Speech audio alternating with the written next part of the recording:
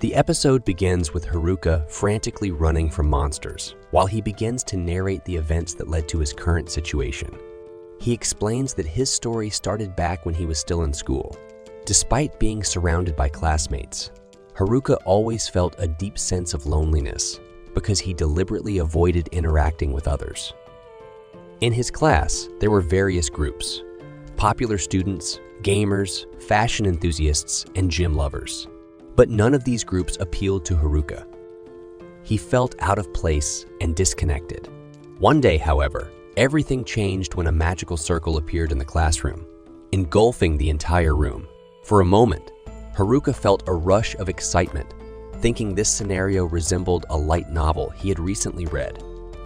Although he thought traveling to another world could be troublesome, he preferred reading about such things rather than experiencing them. He attempted to escape the magic circle by opening the door and heading upstairs, but ultimately found himself in an entirely white room. Perplexed by the emptiness around him, Haruka wondered aloud why no one was there. He expected to see a fat king or a beautiful princess, but instead encountered an old man. Haruka joked that the old man must have gotten lost and ended up in another world by mistake, even suggesting the man might be senile. To his surprise, the old man retorted that he was not senile and informed Haruka that he needed to choose a skill, as his classmates had already done before being sent to the new world. Haruka then noticed a large screen displaying various skills. He discovered that each person was usually given 50 points to allocate to different abilities, but since 43 others had already chosen, most of the valuable skills were gone. Frustrated, Haruka scolded the old man, demanding a better option. In response, the old man offered him the remaining skills, and soon Haruka was transported to the new world. When Haruka woke up, he exclaimed in disbelief that the old man had sent him off so carelessly. He felt unprepared, wishing he had more time to gather equipment. Noticing a bag on the ground, he opened it and found a cloak, which he put on, feeling slightly more equipped for the journey ahead. As he checked his status screen, Haruka realized he needed to roll dice to determine certain attributes. He recalled that the old man had granted him all the remaining skills, including dice. Rolling. After rolling the dice, an MM appeared, leaving him confused. He speculated that it might mean maximum, and when a window popped up asking him to allocate points, he invested them in luck. To his surprise, his luck stat maxed out. However, upon reviewing his other skills, Haruka was disheartened. One of his skills ensured that he would always be alone, preventing him from joining any teams. If he tried, people would run away from him. Another skill allowed him to control creatures, giving him the ability to befriend them. Haruka was taken aback by this, wondering aloud if he would truly survive alone in this world, just as he had been in the real world. Despite his disappointment, Haruka pressed on, deciding to find shelter and food. As he ventured through the dense forest, he noted how the trees blocked his view, making him anxious about potential monster attacks. Suddenly, he remembered the magical contact lenses the old man had given him. When he put them on, he realized they allowed him to see objects and their exact locations, even in the dark. Delighted by this newfound ability, Haruka felt more confident. With the lenses, he could easily locate edible plants and mushrooms. And as he filled his bag, he remarked how finding things had become enjoyable and effortless. After drinking from a river, Haruka notices a cave in the distance. Although he feels slightly apprehensive, he decides to enter and finds it empty. He unpacks his belongings and sets up his magical tent, feeling optimistic as he thinks to himself that he will be able to live comfortably there. With the firewood he gathered earlier, he lights a fire and remarks that the flames should keep monsters at bay. Reflecting on the day's events, Haruka realizes how much has happened and acknowledges his exhaustion, deciding it's time to sleep. But before drifting off, he checks his status and is pleasantly surprised to see that his fire magic has leveled up.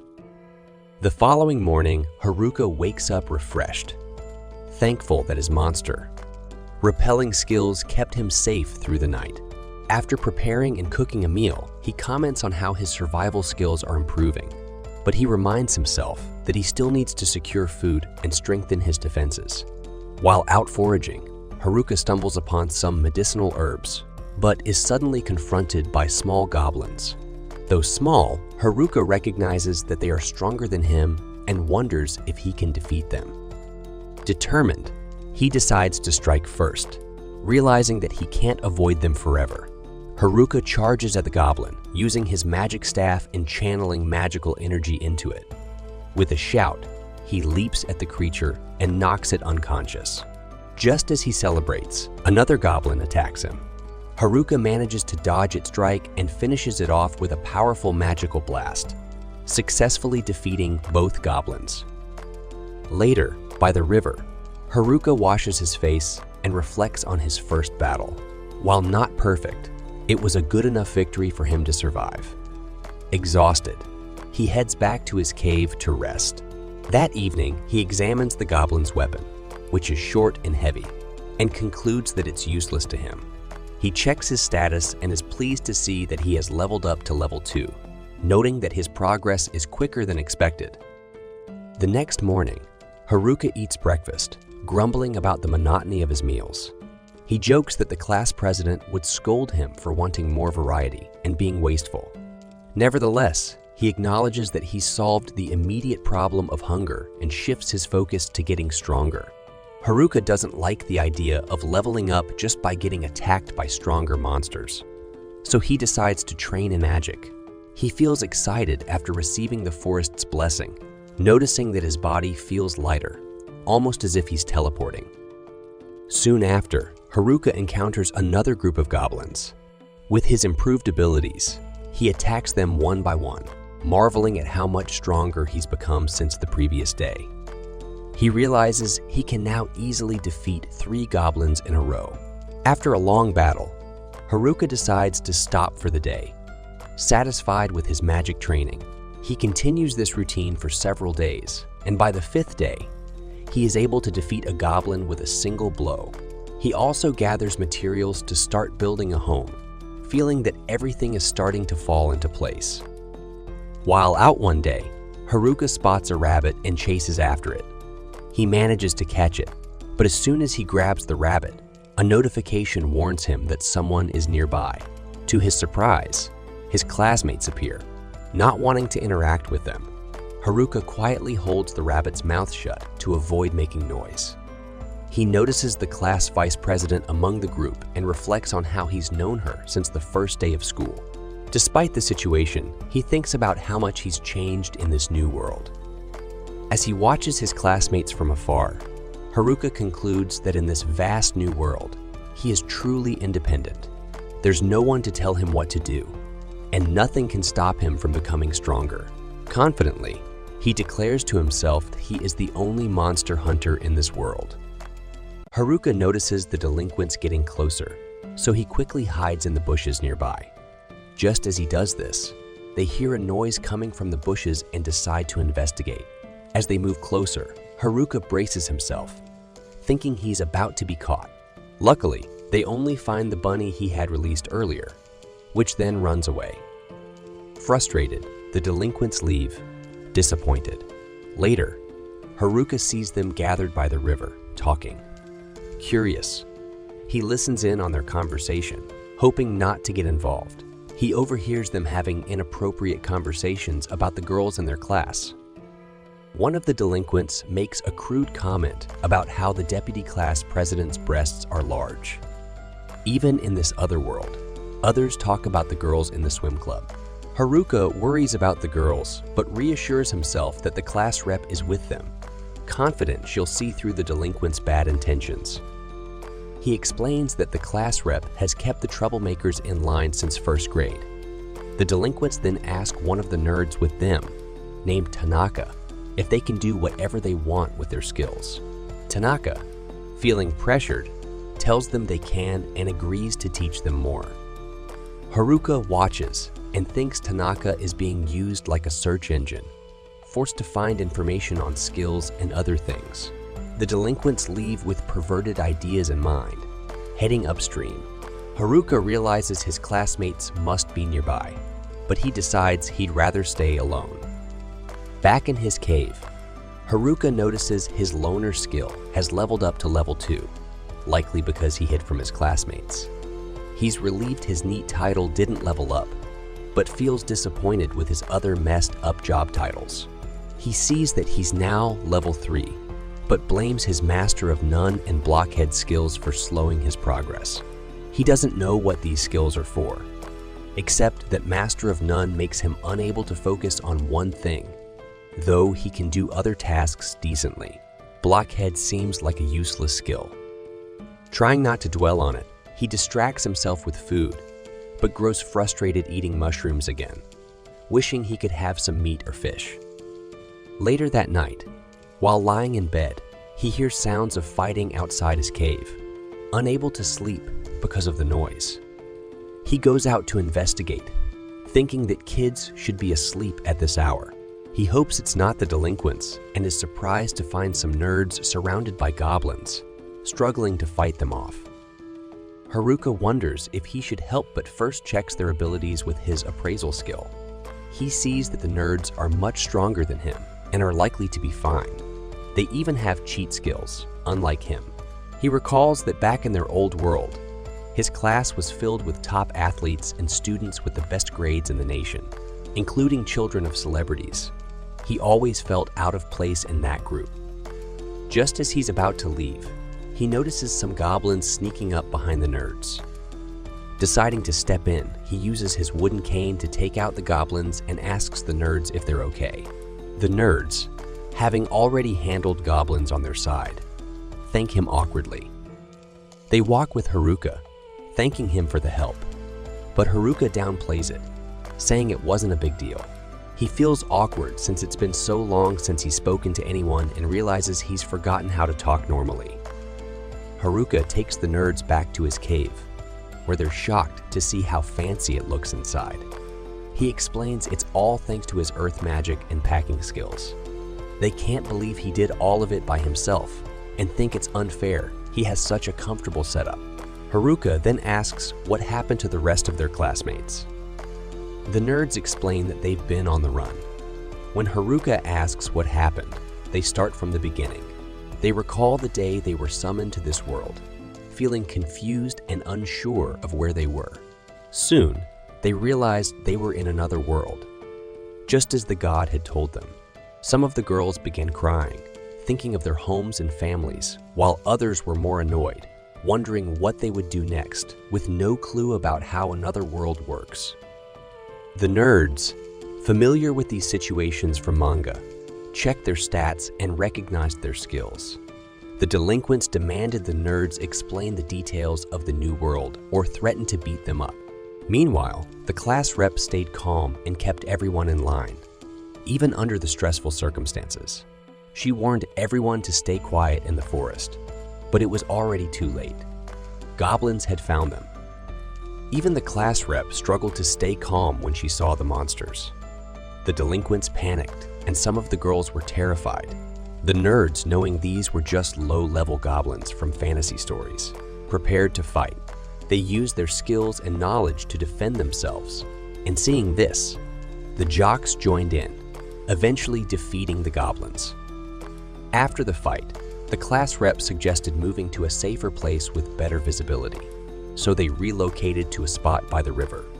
There, the nerds taught everyone survival skills based on what they knew from manga and light novels. The class rep assigned duties to everyone, and the group slowly adapted to their new life. For a while, everyone worked together and managed to create some sense of normalcy in the new world. But it didn't last long. One day, the girls got tired of doing manual labor and refused to work. The class rep tried talking to the girls, but they refused to listen. Seeing this, other students started skipping their work too, thinking the nerds could handle everything since they were better at it. Despite the class rep's efforts, she couldn't get through to them. Frustrated and overwhelmed, she broke down. From then on, the class rep, the nerds, and a few others did all the work while the rest lazed around at the camp. The nerds were unhappy, especially since they had to fight monsters to level up. They remembered some delinquents had chosen skills like mesmerize and puppetry, which could control others, and were determined to get strong enough to resist them. Meanwhile, Tanaka secretly told the delinquents about their special skills and how to level up by fighting monsters at night. The delinquents planned to unlock these abilities to control others, unaware that the nerds were keeping a close watch. The nerds soon discovered the delinquents' harem plan, easily piecing it together from their crude comments about the girls. The nerds informed the class rep, who decided to raise her own level. A few days later, the delinquents finally unlocked their controlling skills, excited to fulfill their twisted desires. But just as they were about to act, the class rep intervened at the last moment. The delinquents tried using their skills on her, but soon after, they were found lying on the ground, unable to move. The nerds quickly used sealing skills to block their powers, and with their plans exposed, the delinquents were expelled from the camp. Angry, the delinquents launched a surprise attack on the camp, destroying everything and hurting their classmates before leaving, vowing to return.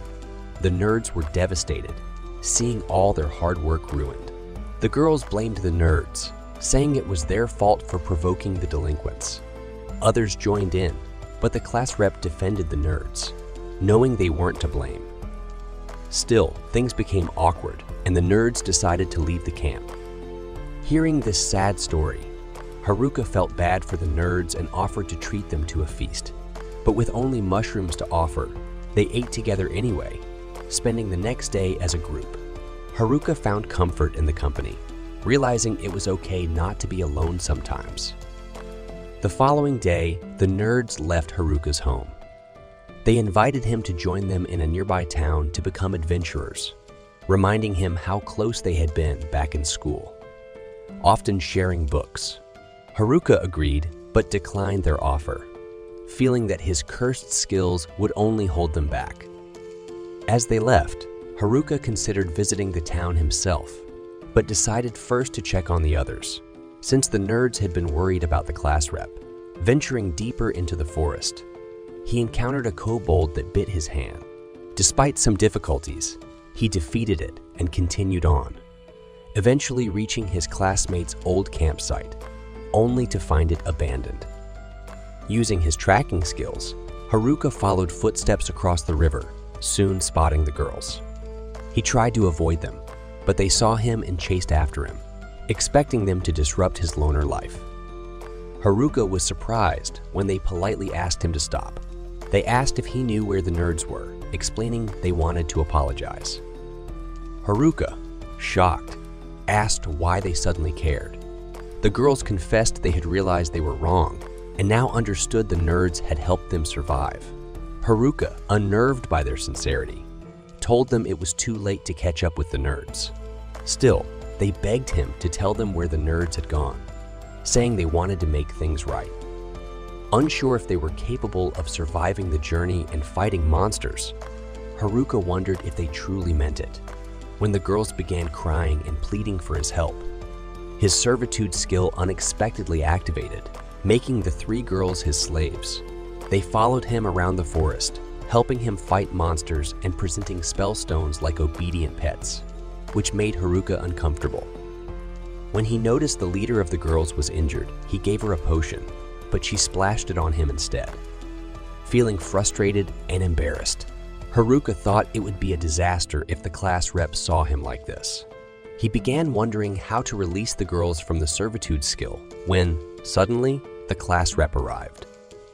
She tried speaking to him, but Haruka was too focused on finding a solution to his servitude problem.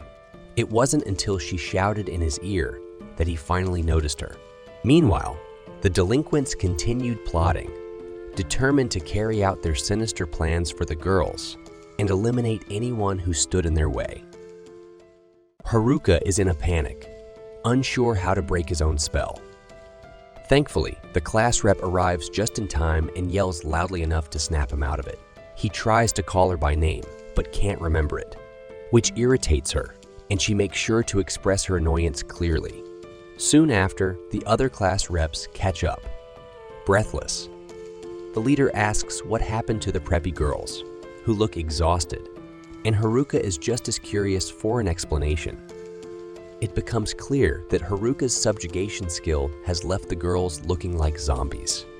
Realizing the situation, the class rep asks if Haruka used the skill on the preppy girls. Haruka reluctantly nods.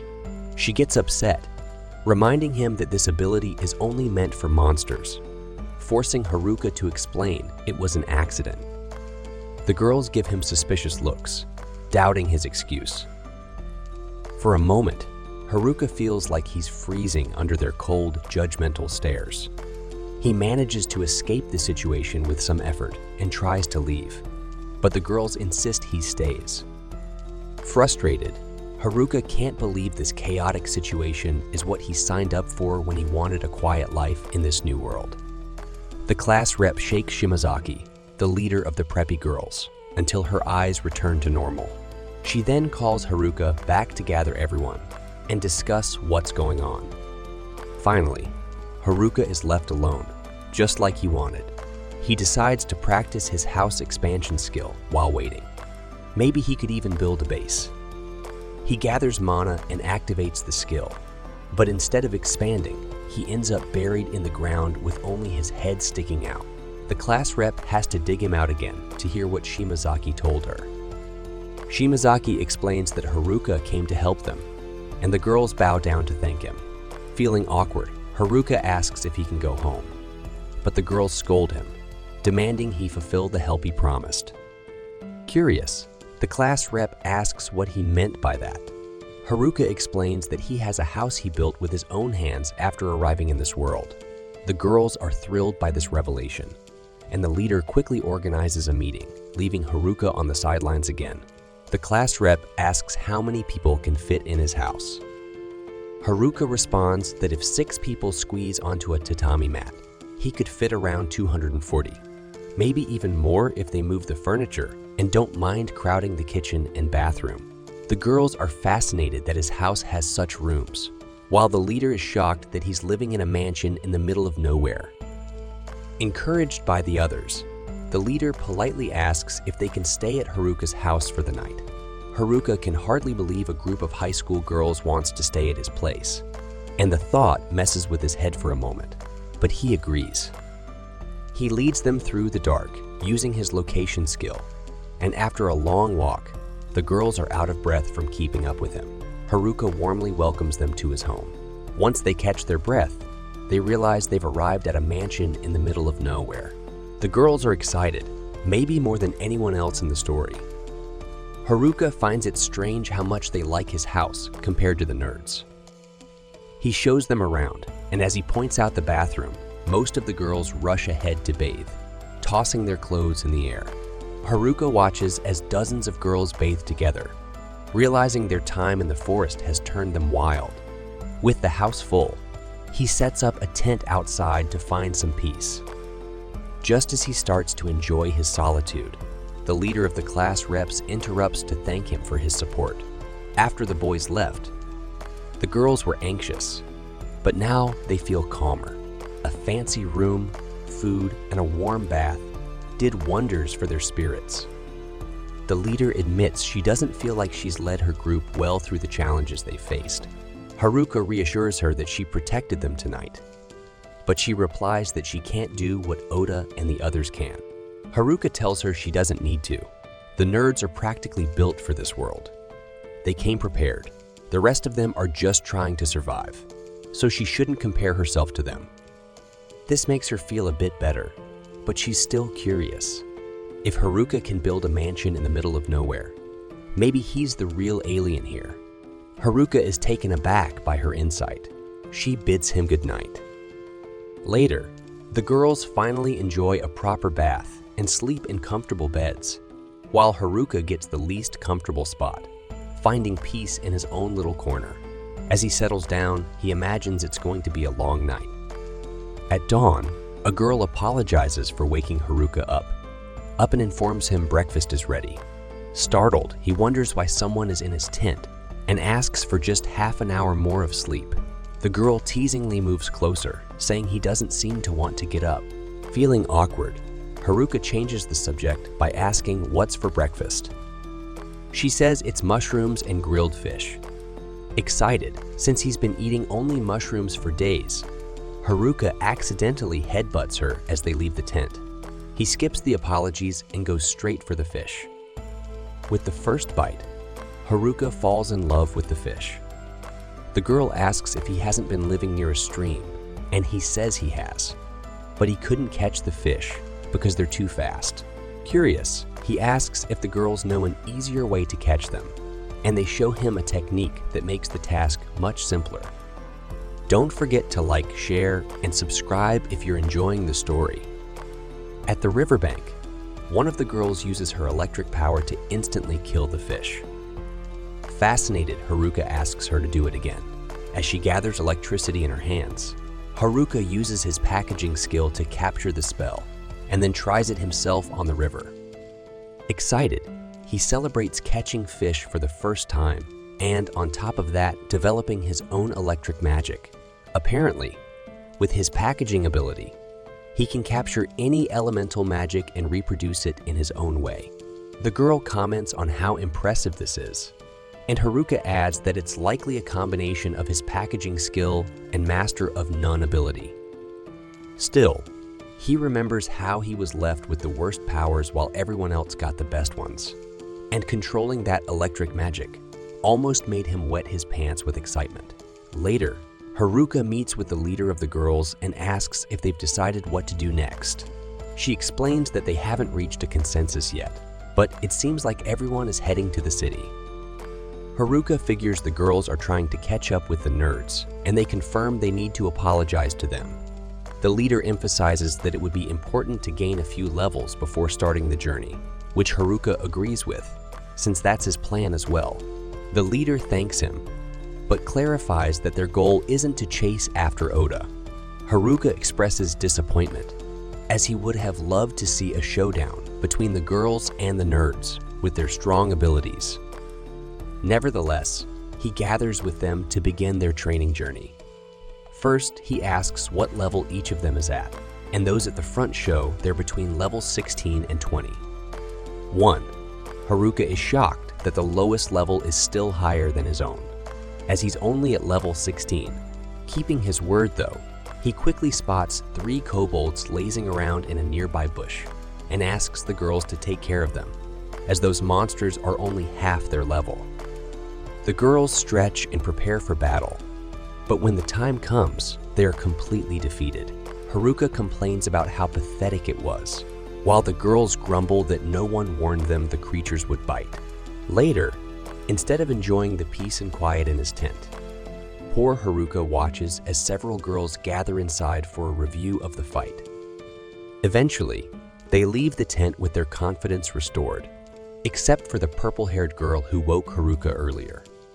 She stays behind to apologize, explaining that she was just testing him before. When the boys attacked, she was almost caught, and she wanted to see if Haruka would harm them, but he proved otherwise. She adds that she'll wake him again tomorrow for breakfast. The next morning, Haruka starts his day with fish, while the girls train for their rematch with the kobolds. After the training, some are too exhausted to stand, while others pretend to be sick to avoid combat. However, those who pushed through managed to defeat the kobolds. After their victory, they greet the fallen creatures and start thinking of them as Pete dogs. The group leader then tells Haruka they're ready to head to the city with him, but he never said he was going along. Later, once everything is settled, the girls finally depart. Haruka warns the leader that they have no idea what dangers lie ahead, so they need to stay sharp. That night, in the pouring rain, a student runs frantically, trying to escape someone chasing him. He stumbles over a rock, falls hard, and is soon caught. He screams that he doesn't have the ability the man is looking for, but the pursuer ignores him and attacks. This brings an end to our episode 3. Thanks for watching. So the next day, Haruka leads the group through the forest, always aware that the bullies could be hiding anywhere, watching them. As the leader, it's his responsibility to ensure everyone's safety. To do that, the best plan is to leave the forest as quickly as possible and reach the city. But it's not just the delinquents who could be a threat. The forest itself holds dangers that aren't easy to avoid. For example, a massive orc suddenly blocks their path. Haruka quickly tells everyone to step back and watch carefully as he takes on the monster alone, showing them the moves they should learn. As Haruka charges forward, the orc swings its club, misses him. Haruka dodges and uses the moment to gauge the orc's speed. The nerds had said that this race of creatures was highly resistant, and the only way they had ever defeated one was through magic. With that in mind, Haruka cans his menu, searching for a useful spell. He finds 4 elemental options: fire, water, earth, and air. Haruka had learned these abilities after using them for simple tasks, like cleaning floors in his house. It turns out even seemingly pointless techniques can be useful, and Haruka was getting good at turning them to his advantage. Even though Haruka isn't completely alone in this fight. The creature lets out a cry and collapses to the ground. After this victory, Haruka becomes thoughtful, especially since orcs are supposed to resist physical attacks. Yet he just defeated one with a stick. The girls gather around trying to understand what just happened since they didn't learn much from such an unusual fight. Haruka can't explain it either, so he promises to rely on magic next time and fight properly. Soon the group encounters another orc further down the path. This time Haruka decides to test his fire magic. He hurls a fireball at the creature and wins again, leaving everyone confused about how easily he's handling these monsters. Just like before, the girls don't learn anything from the battle, because Haruka is so overpowered that he doesn't solve problems like normal people. So by nightfall though, the girls aren't as frustrated as earlier, especially since they now have roasted meat to enjoy as they relax at their makeshift campsite. Haruka, meanwhile, sets a trap using earth magic to keep enemies away, creating a deep pit. These magical tents not only repel monsters but can also detect their presence, so the girls would be safe. With everything prepared, Haruka focuses on planning the next day's route using a map he learned to summon with his evaluation skill. While studying the map and the river's location, he senses enemies nearby and rushes to check. From a distance, he sees some male figures and assumes they're the bullies, making him sweat nervously. But as they get closer, he realizes they're just athletes approaching him in a friendly manner. Haruka asks what they're doing here, thinking they're after someone or something in the forest. The athletes feel offended, explaining they're not here for any girl, but for Haruka himself. The girls in Haruka's group, however, don't trust anyone else from their class. Putting that aside, the leader of the athletes tells Haruka about a dangerous skill roaming the forest, one even worse than marionette or hypnosis. Haruka wonders what could be worse than those, and the athlete mentions a skill called abduction. It's not the delinquents who have it, but someone from outside their group. Haruka raises his hand threateningly, calling them idiots for not realizing he might be the one with the skill. The athletes agree it's better for Haruka to have such power than for the bullies to get their hands on it. They ask if Haruka knows how to use the spell, and feeling embarrassed, Haruka explains that he can only use the magic of servitude, which the athletes don't understand. And even so, they trust that as long as Haruka holds the skill, nothing too bad will happen. Assuming he won't use it for anything major, they casually dismiss its importance. Slightly offended, Haruka warns them not to underestimate loners, though the athletes aren't looking for trouble. So they only came to warn the group to be careful about the abduction skill, and to keep an eye on the bullies. So before leaving, they ask Haruka to apologize to the girls on their behalf for all the problems during the class camp. The boys then say goodbye and leave, while the class representative, who had been quietly listening to the entire conversation, stays behind. The next morning, Haruka gathers the group to continue their journey, noticing the girls are in better spirits than usual. This leaves Haruka deep in thought. As he walks away from the group, the class representative approaches him, bringing up the conversation he had with Kazagaze's group. Haruka explains that they apologize for everything, but the girl has something else on her mind. She apologizes to Haruka in advance, taking her time to talk about something serious. Haruka quickly realizes she's the one with the abduction skill, which surprises her since she had asked Oda's group to keep it a secret.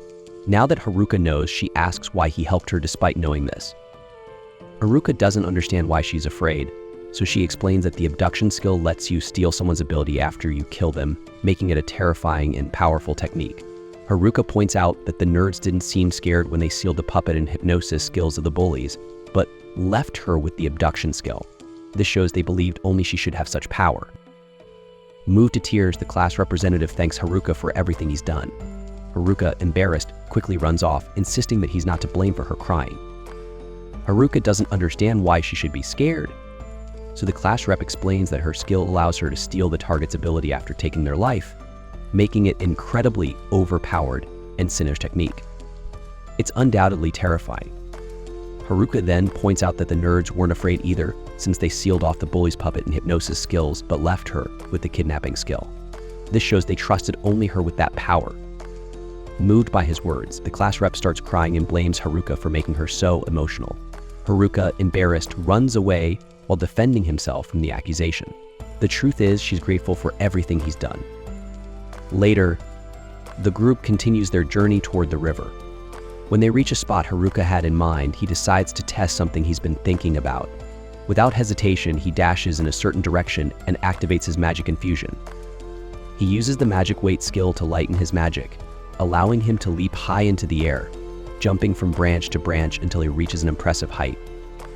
Of course, Haruka still hasn't learned how to fly, no matter how much he's tried, so he crashes to the ground, nearly losing all his HP. If it weren't for his magic infusion, he would have died, but at least he figured out a new path by playing bird for a few seconds.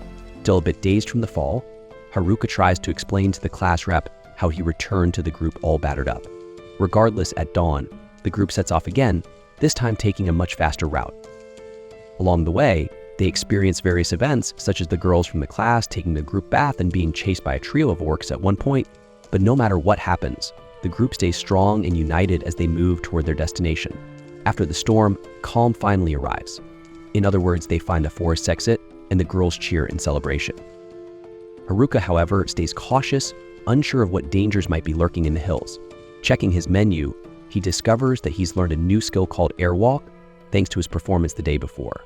Without delay, he tests the technique, scanning the area to make sure it's safe before continuing the journey with the girls. So as she looks around, Haruka spots a group of locals in trouble. However, just because they're being attacked by monsters doesn't mean they're good people. Haruka considers not helping them, but the girls vote on it, and the class rep commits to fighting if the group turns out to be bandits. Knowing she'd react this way, Haruka decides to go alone to avoid putting his companions at risk. To reach the group in danger, he repeats the magic he used the day before to run higher, this time adding a small tornado to boost his speed. The problem is that the tornado blows up, pulling the class rep along with him. She desperately grabs his cloak to avoid crashing to the ground.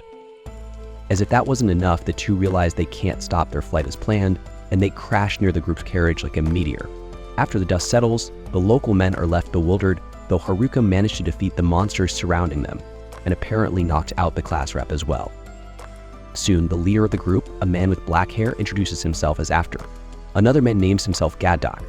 Haruka asks why they were attacked, and After explains that merchants were ambushed by a pack of great green wolves, so the guild placed a bounty on the monsters. The group thought they could make money from it, but from what Haruka sees, they were wrong. With nothing else to be done, After tells everyone to collect what's left of the spoils. After the battle, Haruka roasts a mushroom for Gadok, who excitedly remarks that they're buff shrooms, mushrooms that provide buffs and are extremely valuable.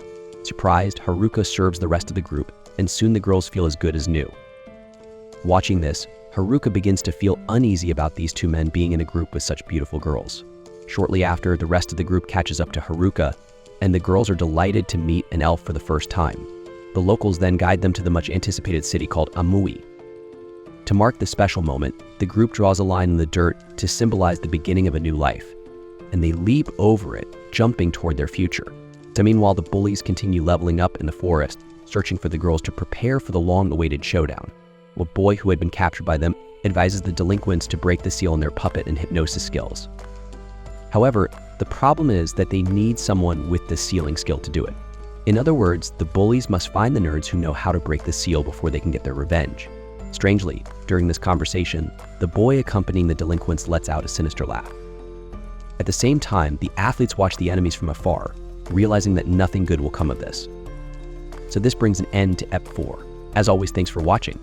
When the group returns to Amui, they're captivated by its beauty and vibrant energy, finally realizing they're truly in another world. Everyone is thrilled, except Haruka, who feels the city isn't quite right for a loner like him. The girls are especially enchanted by the city's charm, with its unique shops, clothing stores, and stores filled with unfamiliar items. As the excitement settles, the class representative reminds them there's an important task to handle.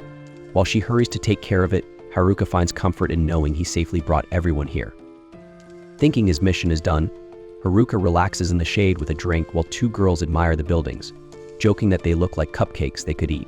The rep has to step in, reminding them stones aren't the best for digestion. Struggling to keep up with the group's excitement, she gently scolds Haruka for relaxing in such an unfamiliar place. She then blows a whistle, ordering the girls to line up and salute, ready to announce the next steps. Their first task is to head to the Adventurers Guild to sell their collected items and register as adventurers. They'll then need to find a place to stay for the night. The next day, they'll ask around about Oda's group. Hearing this, Shimazaki, the leader of the popular girls, asks why Oda's group isn't a priority. Feeling cornered, the rep explains that wasn't her intention. Haruka takes the chance to tease that Shimazaki is really worried about the nerds, which she denies, embarrassed to admit the truth. Together, they head to the Adventurers Guild, where Haruka feels nervous, especially when a man informs him that the guild master wants to see him. He asks the rep to handle registration while he meets with Godek the master. Haruka, trembling, confirms his name. But to his surprise, Godek thanks him for saving After's group, relieving Haruka from his previous fears. Relaxed, Haruka goes to sell his magic stones. He dumps dozens on the counter, but the staff member warns him that it'll take until tomorrow to assess them all. By this point, the girls have all registered as adventurers, impressing After and Garrick by reaching above level 30. Shimazaki nudges Haruka to register, and he's finally excited to join an official group, but he learns he needs to be level 10 to register. As he's only level 9, he despairs, begging for an exception, but the staff says he must be at least level 20 to go solo, or at level 30 to be a true adventurer. Haruka, frustrated by the setback, watches as the rep takes charge of finding lodging for everyone. By evening, they arrive at a guild-recommended hotel, and Haruka isn't thrilled by its strange look. Inside, a young receptionist welcomes them, and Haruka wonders if it's a roadside inn, but the rep tells him to keep quiet. Later, Haruka finds the room comfortable, though he misses the forest. The next morning, 19 days after they arrived in this world, the group has breakfast, and the rep mentions that the city is relatively safe and full of shops. Seeing the girls' happiness, Haruka feels they'll do well here, while he plans to return to the forest once he sells his stones. At the guild, the staff tosses a bag of money on the counter, apologizing that it's all they can offer now, since they're still counting the stones. They offer to pay him in installments. Haruka, accepting, reflects that he's just earned over 52,000 in Japanese currency. With their newfound funds, the rep announces it's time to buy essentials, and Gadek suggests a shop where they can spend. Haruka imagines a shop filled with women, but soon finds himself in a dungeon-themed store. Though the shopkeeper is a bit quirky, Haruka enjoys testing an invisibility cloak, power gloves, a fire staff, and a mana cutting sword. He finally finds a necklace called 7 Shops, which allows him to combine the effects of 7 pieces of equipment into one. Haruka becomes even more obsessed with the necklace, but the class rep interrupts, ordering him to return to the hotel immediately since it is bedtime. Frustrated, he asks if he can at least try one more item, the mistletoe twig, which strengthens magical staffs and rods. However, as he grabs it, he accidentally activates it and fuses all the equipment without paying for the enchanted necklace. The shop owner is furious, stating the necklace is worth over 10 million heals. Godek and the class rep attempt to negotiate a discount, and by the 20th, Haruka is completely broke from his mishap, even though there is still so much he wants to buy. Luckily, the shopkeeper agrees to reduce the price to 8 million, but Haruka is now flat broke. If he wants to gather more magic stones, he cannot leave the city without registering as an adventurer and getting a permit. And if he tries sneaking out with the girls, the class rep will not allow it. Faced with this, Haruka decides a city life is not for him, and he needs to return to the forest. At least he has his invisibility cloak fused with his basic outfit, which will be incredibly useful. With it, Haruka sneaks past all the girls and heads toward the city wall.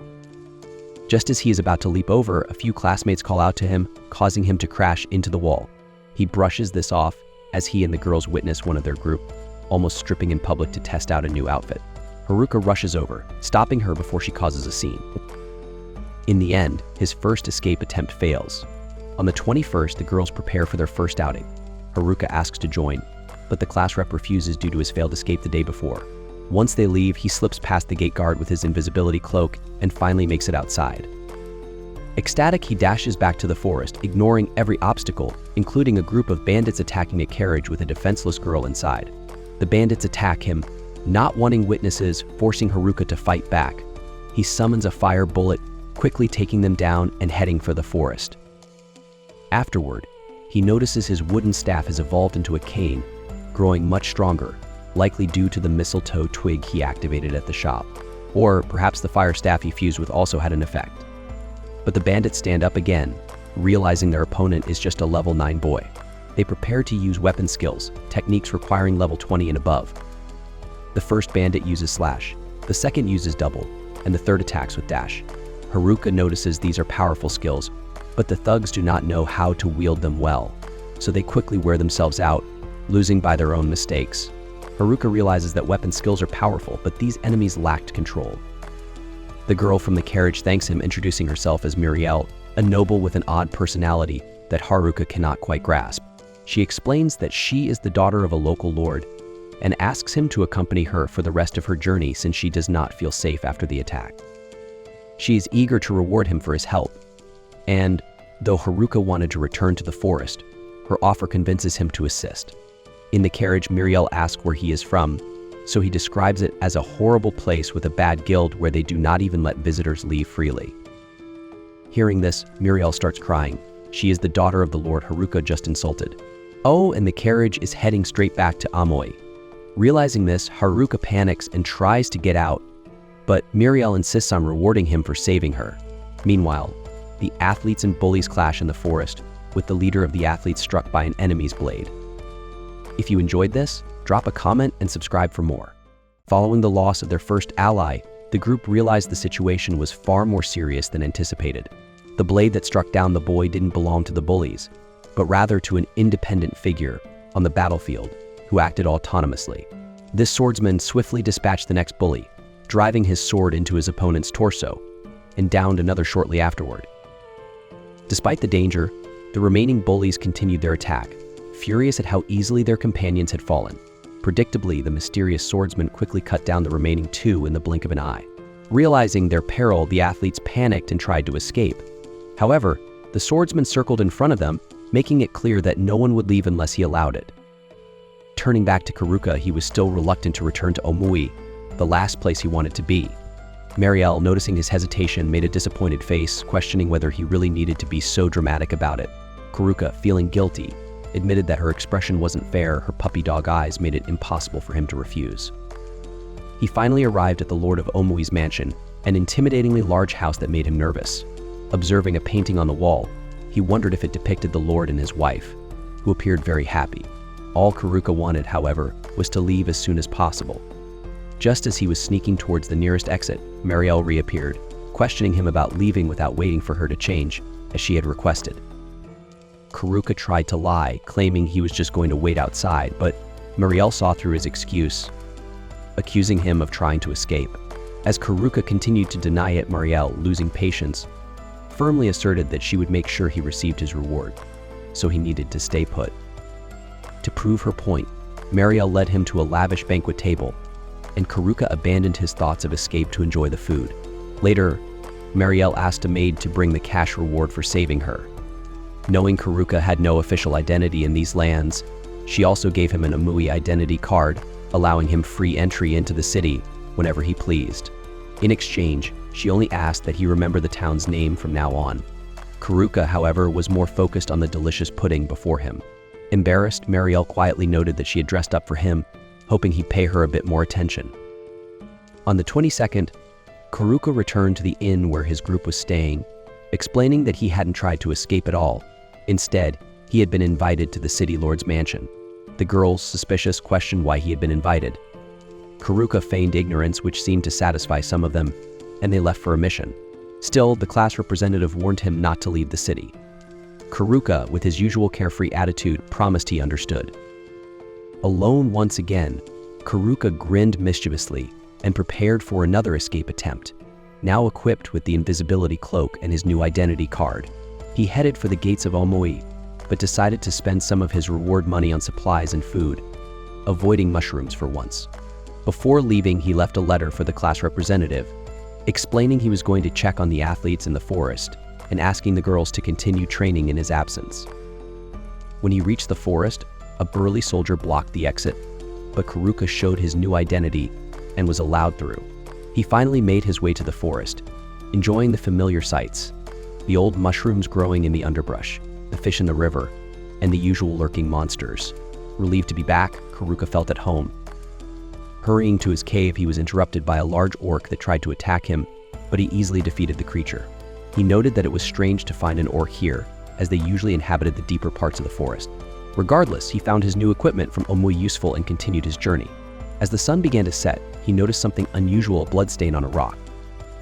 He guessed it wasn't from the nerds, as they were known for being ice-cold professionals, so he assumed it came from the athletes. Following the trail, he soon found the injured athletes lying on a rock. Seeing they were alive, he used several mushroom-based healing potions to revive them. As the leader regained consciousness, he recognized Haruka and asked if the girls were safe. Haruka assured him they were, thanks to the athletes' sacrifices. Kazukaze, the athletes' leader, was grateful for the chance to help the class. Haruka complimented him, calling them the best athletes the class could hope for. As night fell, Haruka learned that all the bullies had been killed, but no one knew the whereabouts of the nerds. The mysterious swordsman who killed the bullies had also taken all their weapons. Kazukaze speculated that the swordsman was a genius, likely planning the entire scheme in advance. He suspected that this swordsman was targeting the class representative, as she possessed an overpowered skill called abduction, which allowed her to steal an enemy's abilities upon killing them, a highly coveted ability. However, Haruka felt uneasy, as he thought only he and the nerds knew she had this skill. The athletes had simply assumed she possessed it after hearing the swordsman ask about her. The mysterious swordsman had let the athletes live, hoping they would eventually seek out the class representative, giving him a way to track her. Instead, the athletes had chosen to wander the forest to avoid falling into the enemy's trap and nearly ended up dead. The group realizes that their mysterious enemy will surely follow the blood trail straight to their location. Despite his reluctance, the team leader believes that if they join forces, they have a chance to win this fight. Haruka, however, has no desire to get involved. He only wishes to live alone and peacefully in the forest. Yet, he understands that he can't ignore what's happening. With that resolve, Haruka announces that he will help, but he plans to face the threat alone rather than with the athletes. He urges them to return to the city and join the girls. After they leave, he acknowledges that it would have been safer to keep the athletes at the rear, but he realizes that if they all fall to this swordsman, no one will be left to protect the girls. Meanwhile, the girls search for the lone wanderer around Omui, though he left a note explaining his plans. Still, the class representative can't help but worry about him. Haruka, back on his own, remembers hearing from the athletes about the swordsman's weapon skill. While powerful, this skill has a vulnerability. Once activated, it can't be cancelled, leaving the user open to attack. Haruka considers how to exploit this weakness, but realizes he needs to level up to match his opponent. On his journey, he defeats some goblins, but it's not enough. He needs stronger foes. Then he encounters the Goblin King, a powerful enemy that might offer enough experience to bridge the gap. Cautious not to be struck by the Goblin King's massive club, Haruka finds an opening to use his spell, Magic Envelope, which combines several spells into one. He strikes a devastating blow, defeating the Goblin King. To his surprise, the Goblin Emperor then appears, a level 50 creature far beyond his level 9. Haruka knows he can't face such a formidable creature head-on, yet he's uncertain if he can outrun it either. He decides to use his previous tactic, blending all his available skills into a single powerful magic. Charging forward, he lands an attack that seems to deal damage, but the monster stands again, relatively unfazed. The Goblin Emperor retaliates with a fierce attack that slashes Haruka's face, forcing him to dodge to avoid a fatal blow. Seeing an opportunity, he counterattacks, reducing the Emperor's health by nearly half. However, the creature quickly starts to heal itself and unleashes a powerful skill that sends Haruka flying back, colliding with several trees. Barely hanging on, Haruka remembers he can't give up, his friends depend on him. Gathering his remaining strength, he launches one final assault on the Goblin Emperor. Hours later, as the sun rises, Haruka, exhausted, stands victorious over his enemy. Shouting in relief, he celebrates his new level, now at 11. He returns to his cave, eager to test the skills he gained. His new Magic Envelope skill now allows him to attack without any delay once he selects a skill, covering the vulnerability left by weapon skills. Later, a man approaches Haruka's dwelling. As he draws nearer, he lowers his hood, revealing himself to be Tanaka, the boy who had once appeared to be the bullied victim. However, it turns out Tanaka had far more complex motives than merely enduring bullying. Meanwhile, the girls return to Omui after another day of hunting, only to find the athletes waiting at the city wall. There, Kakizaki explains that Haruka stayed behind to face the enemy himself. In the forest, Haruka greets Tanaka with a sarcastic welcome. Tanaka, lamenting that he still hasn't reached the class representative, admits he went through great lengths to infiltrate the bully gang and manipulate them all. Haruka realizes that Tanaka orchestrated everything. He used the bullies to divide the class, and when Haruka demands to know what happened to the other men besides the athletes, Tanaka coldly reveals that they are all dead. With a smirk, Tanaka declares he has no time to waste on someone like Haruka, who ends up with weak skills. He's only focused on reaching the abduction skill. Enraged, Haruka raises his weapon to prevent him from leaving. Tanaka, now prepared to fight, decides to kill Haruka right then and there. Tanaka demonstrated his power with flair, lifting rocks effortlessly from the ground, creating a billowing cloud of dust around him. Smiling with confidence, he reminded Haruka of the terrifying abilities he'd mastered in the White Room. Unlike Haruka, whom he called a lone wolf, Tanaka claimed to use a vast array of techniques and was unafraid to use them. With a flick of his wrist, Tanaka hurled rocks at Haruka. Simultaneously, he activated his interference ability, a voice-based skill that temporarily disrupted Haruka's movements. Haruka's situation grew precarious, especially as his classmates watched helplessly from afar. When one of them tried to rush to his aid, Kazakaza stopped her, reassuring her that Haruka could handle it alone. Haruka, however, was barely dodging the assault. Every step felt heavy under the weight of Tanaka's interference, yet he managed to evade most of the projectiles. Impressed yet condescending, Tanaka commented that he hadn't expected Haruka to dodge so well, though he doubted his luck would last much longer. Despite the taunts, Haruka clung to his determination, keeping himself from defeat. Seeing Haruka's resilience, Tanaka demanded to know when he first grown suspicious of him. Haruka explained that he found it strange for a math prodigy to associate with bullies. Smiling, Tanaka praised Haruka's sharpness, admitting that he'd exploited his powers to manipulate those around him. With a flourish, Tanaka ensnared Haruka's foot with roots sprouting from the ground. Declaring the fight over, he set a blaze around Haruka, disappointed that his opponent hadn't been more of a challenge. Yet from the heart of the fire, Haruka emerged unscathed, revealing a newfound resistance thanks to a mistletoe vine he'd picked up by chance, which absorbed hostile magic.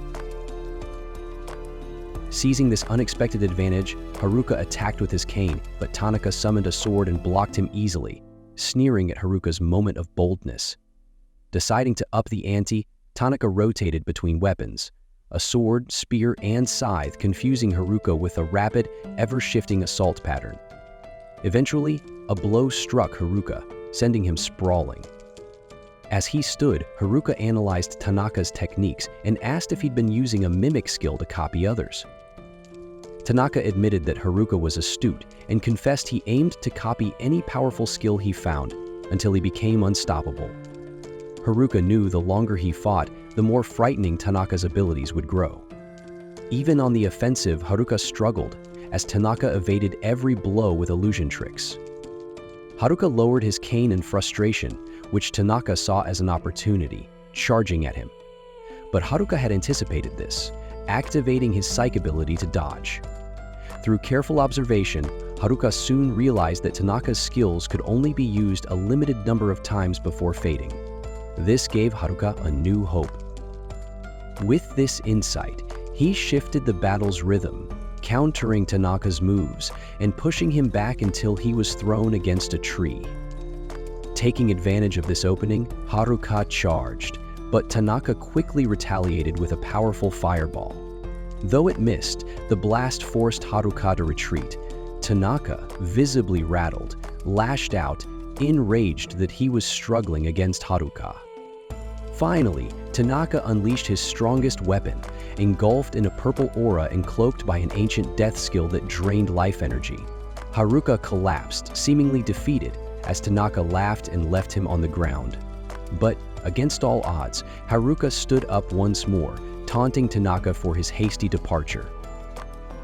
Baffled, Tanaka insisted that the death skill should have worked. but Haruka explained his unusual skill that nullified negative effects combined with his luck attribute. This formidable combination made Tanaka's powers fail more often than not.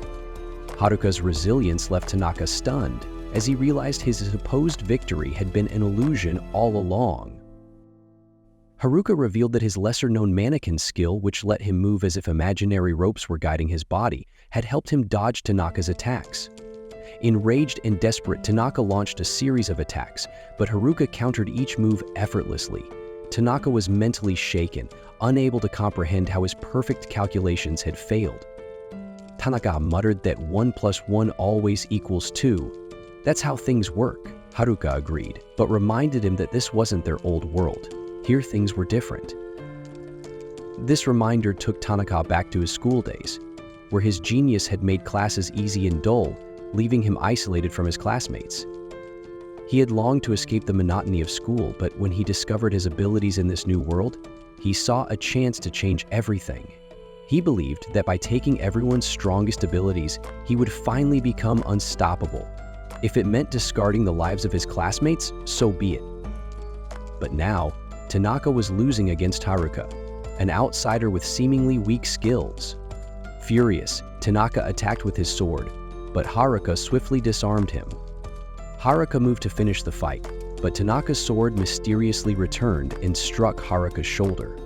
Seizing this moment, Tanaka attacked repeatedly, chanting that 1 + 1 would always be 2. Haruka then struck Tanaka across the face, remarking that Tanaka had become lazy, relying too much on his borrowed powers. As Haruka's body glowed with a golden aura, he prepared his final move. Tanaka, on his knees, watched as Haruka's invented ability brought the duel to a close. Haruka observed that even the weakest abilities have value before walking away, leaving Tanaka defeated on the ground. Feeling pain and exhaustion, Haruka thought of his friends and apologized, expecting to collapse. But his classmates, whom he affectionately called the nerds, arrived just in time to catch him. They had been searching for him, worried when they learned he was fighting alone. They carried Haruka back through the forest, and he wondered why they'd come for him.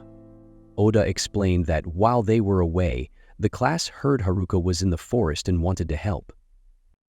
Upon returning to Omui, Haruka received grateful attention from the girls, which he found uncomfortable. They insisted on giving him a bath, while the snobs apologized for trying to expel the nerds and thanked them for their help.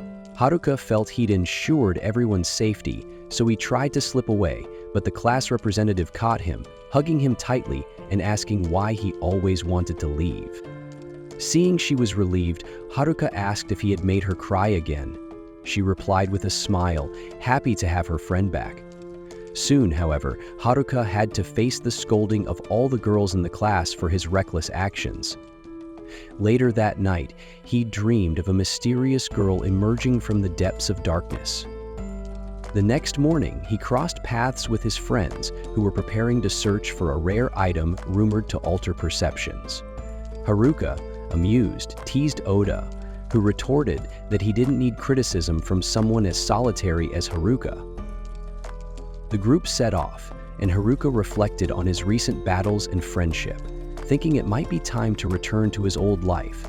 But as he prepared to leave, he sensed the class representative nearby, her fury burning in her eyes, ready to confront him again. Haruka hoped he wouldn't face yet another scolding like yesterday's, but the class representative reminded him he hadn't yet heard her opinion. She seized the moment, asking why he faced such danger alone, and pleaded with him not to do it again. Haruka knelt and apologized, which the representative accepted with grace. Relieved, he thought that her disapproval was somehow more daunting than facing Tanaka in battle. To avoid her wrath in the future, Haruka decided to seek the rare item the nerds mentioned, one that could change how others see him. With it, he could finally avoid any more unjust reprimands. Meanwhile, in Loromi's mansion, Marielle urged her father to take a break from his work. Loromi acknowledged the need, but noted the city's economy was vulnerable due to increased monster attacks, making it essential to stay vigilant. Suddenly, a soldier who had scouted a dungeon returned with alarming news. An endless wave of monsters was approaching. At that moment, Haruka wandered toward the dungeon, sensing the monsters' presence nearby. He considered them a mere warm-up for the challenges ahead. At the Adventurers Guild, the guildmaster called on the class representative to handle the monsters, while Marielle arrived with urgent news that nearby villages had fallen to an orc horde. Haruka soon faced the advancing orcs, including an orc king he could not defeat with a single blow. But after a few swift attacks, the creature fell, leaving Haruka to wonder what had driven so many monsters to gather. For him, it was a minor concern. He was more focused on finding the rare item and using his stealth skill to enter the dungeon unnoticed. Inside, he searched treasure chests for the item he wanted, but found only useless equipment. He regretted not asking anyone for help and decided to consult the merchant in the dungeon's magic shop. As night fell, Anui's defenders braced for the anticipated monster attack. Yet, instead of orcs, Haruka strolled down the road, yawning. The class representative and her friends scolded him, frustrated at his frequent disappearances that left them worried. When asked about the missing monsters, Haruka casually mentioned he might have already dealt with them. Despite their thanks, the girls continued to complain that he always got into trouble. Later in the tavern, the guildmaster thanked Haruka for defending the town, but warned him not to be so reckless. Marielle and the representative joined in, leaving Haruka feeling further distanced from his ideal solitary life. He reflected on how the rumored item might let him escape from these constant reprimands. At dawn, Haruka visited the magic item shop and startled the owner, who assumed he was there to cause trouble. Haruka quickly explained his purpose. He was searching for an item that would make others like him. The shopkeeper guessed he wanted the pheromone ring, located on the 50th floor of the dungeon. Eager, Haruka asked how many floors the dungeon held, and learned there were around 100, each with a floor master guarding the way down. Hearing this, he rushed to gather supplies, determined to find the ring and finally gain some peace. While Haruka plotted his next move, two classmates overheard his conversation. The representative quickly learned that Haruka was after the mysterious pheromone ring in the dungeon. The girls resolved to keep him from getting into more trouble and set out to find him. Haruka continued on his way, but soon his perception skill alerted him to approaching figures. It wasn't another monster horde, but instead his furious classmates, led by the determined representative. Exasperated, Haruka asked what they were doing there. She accused him of looking for the pheromone ring. Trying to cover, Haruka lied, claiming he sought Solomon's ring, an item that let him speak to animals. His classmates didn't buy it, and in a moment of desperation, he darted off toward the dungeon. As he entered, a guard warned about the dungeon's dangerous conditions, but with no one willing to listen, he didn't try to stop the large group that followed. Haruka knew things would get messy if the representative found the pheromone ring first, so he sped up. She warned him he might fall into a trap with his reckless pace, but Haruka confidently replied that his luck would keep him safe. Right then, he stumbled over a false wall and tumbled down a deep pit. Desperate to save him, a friend reached out but was too late. Falling through floor after floor, Haruka used earth magic to soften his landing as if onto a cushion. He seemed to have plummeted all the way to the bottom, where the dungeon's final challenges awaited. Although he attempted to scale the walls with airwalking, he couldn't climb back up the endless levels. With no other choice, he resolved to find another exit. Exploring the dark corridors, Haruka discovered he had gained spatial awareness and trap detection skills. Activating these, he ensured the hallway was free of traps and soon came upon a door, heavy with a magical aura, suggesting a formidable presence beyond it. As he opened it, a powerful force pushed him back, but he stood firm. Before him was the dungeon's ultimate challenge, the Dungeon Emperor, a creature at level 100. Meanwhile, on floor 47, his classmates gathered around a bonfire, wondering where Haruka had gone. Each boss they defeated opened a teleportation path back to the dungeon's entrance, so some thought Haruka had returned to the top. However, Oda believed he had reached the bottom, where the Dungeon Emperor made the other monsters stronger. Though it sounded like legend, they decided to brave the lower floors to find him. Back in the lair, Haruka assessed his options. The Emperor's racial classes, Dullahan, Lich, and Undead King, signaled one of the strongest enemies he had ever faced. Realizing he'd have to avoid its long-ranged magic, he decided on close combat. His first strike with his staff was blocked at lightning speed by the Emperor's skeleton frame. Unfazed, he tried again, only to be blocked once more. Haruka knew he had no choice. To escape this dungeon and his looming troubles, he would have to defeat the Dungeon Emperor. On a stormy night filled with thunder, Mariel serves Tid, known as Father, and comments uneasily on the swirling dark clouds over the extreme dungeon. Her mind races with the thought that a threat far worse than the recent horde of orcs is brewing. Tid, the Lord of Omi, responds calmly, instructing his daughter to send an urgent message to the Adventurers Guild to prepare for an emergency. Deep inside the dungeon, Haruka faces the ominous Dungeon Emperor. Knowing the battle ahead is beyond anything he's faced, he calculates that only a seamless combination of all his skills will give him a chance. Using his agility, Haruka circles the skeletal monster, searching for an opening. When he strikes, the Emperor blocks effortlessly, its reflexes far surpassing his speed. Haruka resolves to move even faster, but despite his best efforts, the skeleton outmatches him. A narrow miss from the Emperor's blade grazes Haruka's torso, tearing his tunic and nearly ending his life. As the battle intensifies, Haruka's contact lenses flash unexpectedly, granting him a fleeting glimpse of the future. He realizes this new ability could tip the scales, but only if he remains completely focused. One mistake means certain death. With renewed determination, Haruka presses the attack, but exhaustion begins to take hold. His energy and magic are nearly depleted, and the Dungeon Emperor remains untouched. Strangely, instead of delivering a final blow, the skeleton hesitates. Haruka notices this unusual behavior and wonders why such a powerful foe isn't finishing him off. Examining the situation, Haruka sees dark miasma swirling around the skeleton's body, as if controlling it like a puppet. Just then, his staff begins to glow, seemingly awakening an unknown power. The weapon starts absorbing the miasma, and Haruka instinctively lets it act, hoping it will free the Emperor from the dark influence. He carefully maneuvers his staff closer, allowing it to draw in the grotesque substance, piece by piece. With persistence, Haruka succeeds in purging the miasma. The skeleton collapses, free from the malicious energy.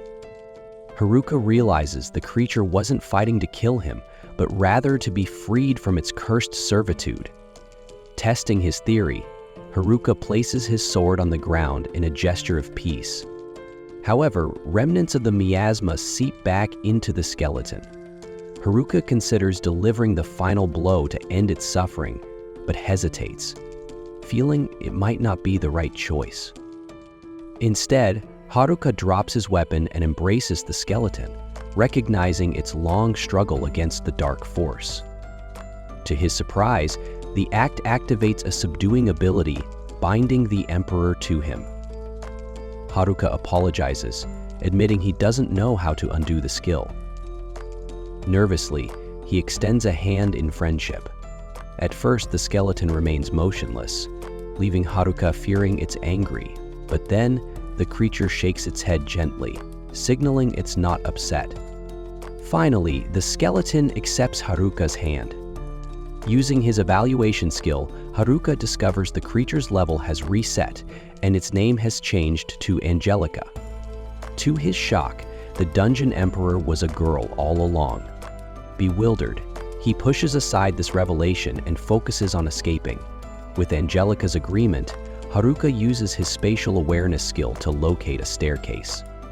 Just as they begin their ascent, an unexpected challenge arises. The next floor's boss, a towering living armor at level 100, blocks their path. Haruka stares at the imposing enemy, placing his hands on his head in despair. Exhausted and outmatched, he wonders how he'll overcome this new trial. Looking around for a way out, Haruka would give anything to escape this chaos and ascend the stairs peacefully. But realizing the odds are stacked against him, he quickly devises a plan. Raising his staff, he channels his earth magic to collapse part of the ceiling, intending to use his airwalking ability to climb through the opening. However, his escape attempt unveils an even more absurd twist. Two colossal minotaurs, each level 99, emerge from the gap. As if their dramatic entrance wasn't enough, the bull-headed beasts leap straight into the fray, only to land awkwardly on the living armor boss. The impact flattens the poor creature, reducing it to a lifeless heap of dead armor. Unfortunately for the minotaurs, their fall damage is their undoing, leaving them as nothing more than beef for the dungeon floor. Haruka stands in awe of his extraordinary luck stat, which, once again, has pulled off a bizarre victory. Yet the surprises aren't over. Angelica's attention shifts to the now vacant armor. With a spark of curiosity, she dons the gear, only to stagger under its weight. Instead of removing it, she casts a spell that magically adjusts the cursed silver armor to fit her live, feminine form. Intrigued, Haruka appraises the armor and discovers it fuses with the wearer's flesh and bone. He comments on its nature, but Angelica misinterprets his analysis as mocking. Flustered and pouting, she storms off ahead, like an exasperated class representative. Watching her retreat, Haruka muses about calling her the armor rep and follows along. The group resumes their journey, debating whether the person they're searching for has already ascended to the surface. They descend to the 50th floor, only to encounter a towering, four-armed cyclops. Meanwhile, elsewhere, Mariel reaches the Omu Guild to share her ominous premonitions. The guildmaster initially dismisses her concerns, pointing out that the guards haven't reported anything unusual. However, Ofter and Getek, seasoned adventurers, suggest erring on the side of caution and putting everyone on high alert. The guildmaster wonders about the new adventurers, but no one has seen them all day. This leaves Mariel uneasy, hoping her instincts are wrong. Back in the dungeon, Haruka notices Angelica sulking and offers her a small gift: a storage lid. Her mood improves slightly, but the reprieve is short-lived. Haruka detects a level 98 Lich approaching, immune to physical attacks and vulnerable only to holy magic.